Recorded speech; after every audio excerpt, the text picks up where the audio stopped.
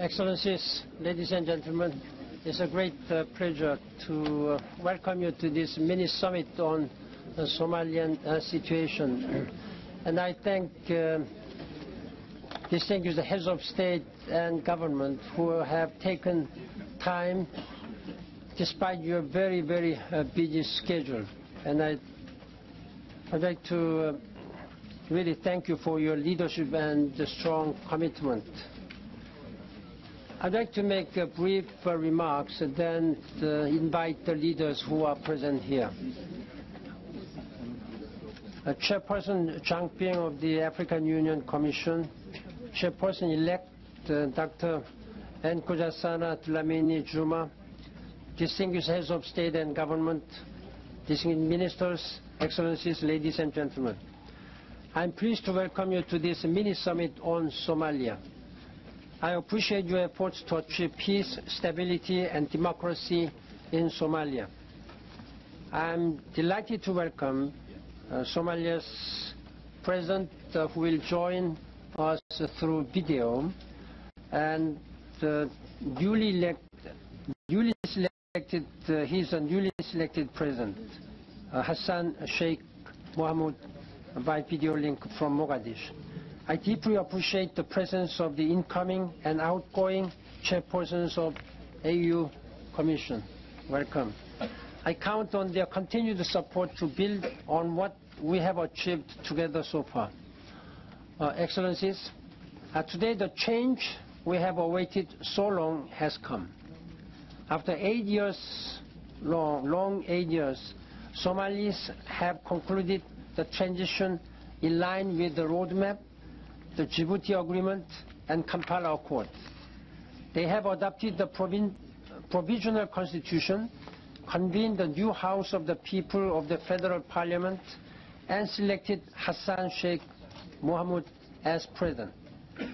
This was a process led by Somalis, by the signatories to the roadmap, by Somalia's elders, by its National Constituent Assembly, and by the Technical Selection Committee.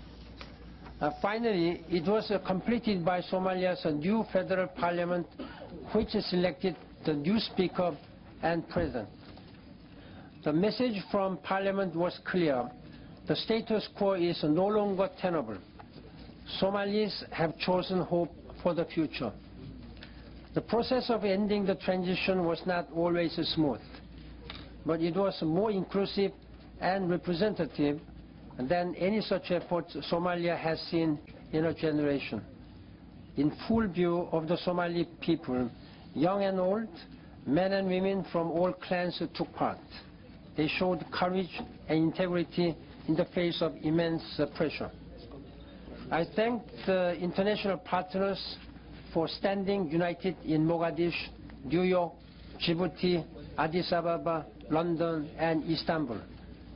Together and with the United Nations, you have helped to prepare the ground for peace, democracy, and reconstruction in Somalia.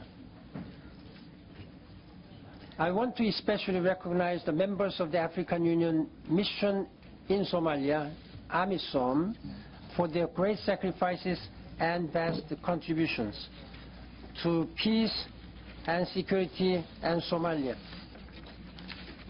Allow me to pay a special solemn tribute to the many brave young men and women who lost their lives in the service of peace.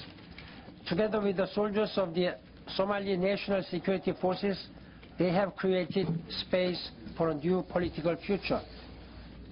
Excellencies, today we have gathered to welcome President Hassan Sheikh Mohamud and to hear his vision for the way forward in his country. Today we begin a new partnership for peace building in Somalia, one that is led by Somalis and grounded in shared principles to build peace and prosperity opportunity for the long term. There is no time to lose. There are still many elements in Somalia trying to block progress and undermine peace. Just last week, deplorable attackers targeted innocent Somalis in the capital. On Saturday, a member of parliament was killed in a brazen attack by armed gunmen. These attacks aimed at shattering the newfound hope of Somali people are unacceptable. The humanitarian situation remains critical. 2 million people are affected by the crisis. That number is expected to rise if the rains fail. I am gravely concerned about civilians affected by ongoing conflict in southern Somalia.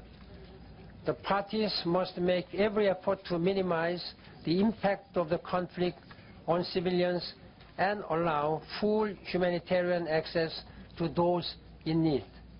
I also want to emphasize the importance of supporting the Somali authorities to meet their human rights obligations, as I said in my recent report to the Human Rights Council.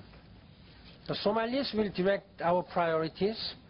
Our focus must be on helping to enable Somali institutions to rebuild and reconcile after 2 decades of war. The President and new Parliament must create conditions for popular elections and the constitutional referendum in just 4 years. The new institutions cannot squander resources. They must show they are worthy of the trust of the Somali people and international community. They must establish fair rules of the game, including respect for human rights that enable men and women from all clans to improve their lives. They must create conditions that give a better future to the youth, as set out in the UN's Human Development Report on Somalia issued this week. Excellencies, I urge you now immediately to redouble your efforts to support Somalia. I urge you to ensure adequate and predictable support for AMISOM, especially considering its expanded area of operations and logistical challenges. We must also pave the way for Somali institutions to assume primary responsibility for security. I appeal to each of you to consider how you can contribute to democracy, justice, and state building in Somalia. United Nations is exploring how to scale up our engagement and deepen our partnership with Somalia. And I thank you very much for your participation and attention. And I'd like to recognize now the presence of Prime Minister Abdiweli Mohammed Ali, who is now in person. And I'd like to welcome His Excellency President Mohamud of Somalia. And I thank you very much for your participation.